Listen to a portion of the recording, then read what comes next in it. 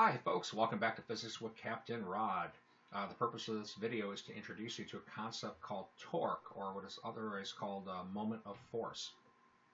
Alright, so what we're looking at here is we're looking at a bolt that we want to turn, and everybody's probably experienced this. We want to get a bolt turned, so what we're going to do is we're going to put a wrench on it. So I've got my wrench on the bolt. The next thing we do when we try to turn the bolt here is that we're going to apply a force to it. Now, there's a couple different ways to apply force, so let me talk about the first way here. Maybe we walk up and we start pushing on the bolt, so we apply a force in this direction. Now, I'm going to give that force a name here. Let me call this F1. Now, I'm sure most people watching this will realize right away that this force is not going to turn the bolt. No matter how large this force is, this bolt isn't going to turn. This force may be large enough to shear it off and move it, bust the head off of it, but it still wouldn't turn. If I want to turn the bolt, I need to apply a force more like maybe something like this. This second force here, I'm going to call this one F2. F2 will turn the bolt. Now, so that's because the force F2 creates what we call torque about this point. F1 doesn't create any torque about this point. Now, as far as torque, what is it and how is it calculated? Torque is force times distance. So it sounds a lot like work, all right? But there's a little qualifier that goes with this. The force you use and the distance have to make a right angle. Remember, when you calculate work, force times distance, the force has to be parallel to the distance or the direction of motion when you're calculating work. But for torque, the force has to be perpendicular. So in this example, here's some distance maybe right here. Let me put this in green here.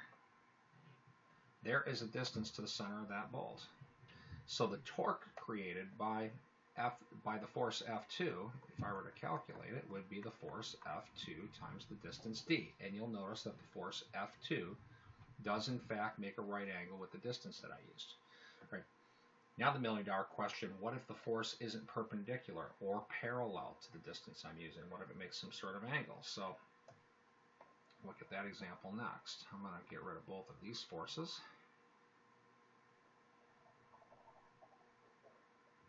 And now we're going to imagine applying a force maybe kind of up and right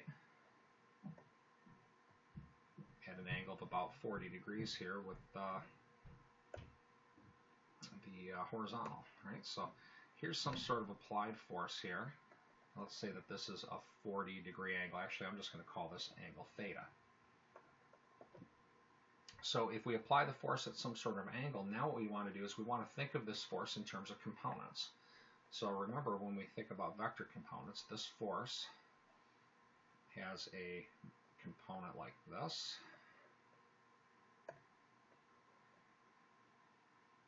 And it also has a component, whoops,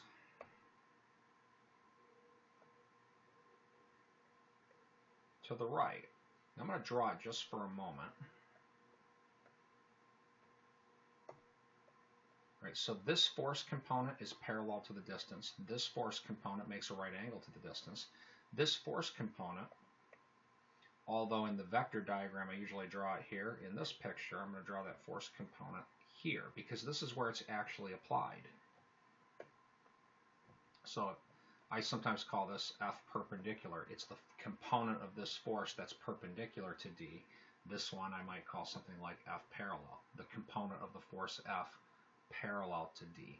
So looking at these two forces, and keep in mind that this one in the vector triangle here goes here. This animal is equal to F cosine theta. This animal is equal to F sine theta. And when we're talking about torque, this is the one that creates torque. So in this example, if we were to go ahead and calculate the torque produced by this force about this point, that torque is going to equal this force, F sine theta, times the distance d.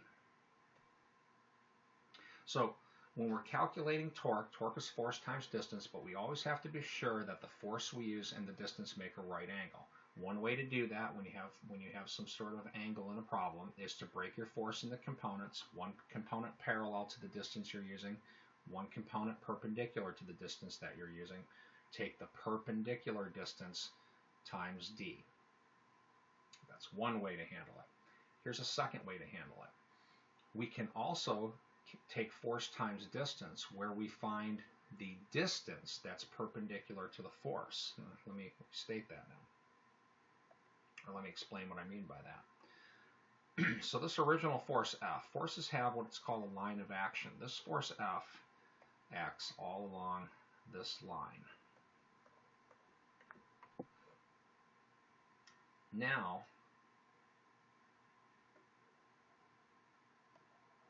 if we find the distance from this point to this line, I'm going to draw that distance in green. If we find the distance where it makes a right angle, we can take the applied force F times this distance. Now when we look at this picture, here's an angle theta. In this picture, this would be theta right here.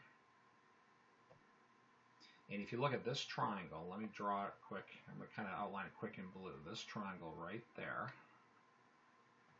The hypotenuse of that triangle is the distance d. This distance is opposite theta, so that side is equal to d sine theta. So let me get rid of that. I'll go ahead and label it d. Oops, we don't need it in blue. Go ahead and write it in black. So again, this distance is equal to d sine theta. So when we calculate the torque,